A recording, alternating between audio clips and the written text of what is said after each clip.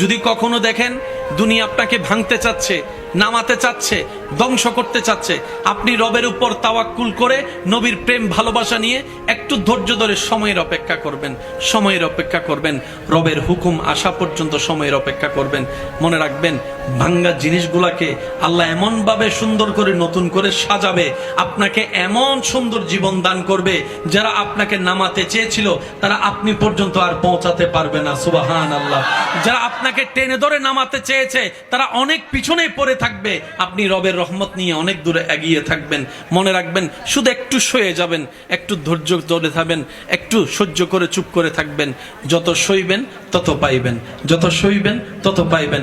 কোনো আফসোস নাই, কোনো আপত্তি নাই, কোনো হা হুতাশ নাই। রবকে শুধু এতটুকু বলবেন যখনই মন খারাপ হবে, সিজদায় মাথাটা ঝুঁকিয়ে, ইয়া রব, আমি যা পেয়েছি কোনো কিছু পাওয়ার যোগ্যতা আমার কাছেই নেই, সব তুমি দয়া করে দান করেছো, সব তুমি দয়া করে দান করেছো। একটা জিনিস পাওয়ার যোগ্যতা আমার নাই, এই চোখ পাওয়ার মতো যোগ্যতা আমার কাছে নেই, এই কান শোনার মতো কান আমার কাছে নাই। আল্লাহ, কোনো কিছুরই পাওয়ার যোগ্যতা নাই, তুমি দয়া করে দেখার জন্য দুইটা চোখ দিয়েছো, তোমার দরবারে শুকরিয়া। সুবহানাল্লাহ।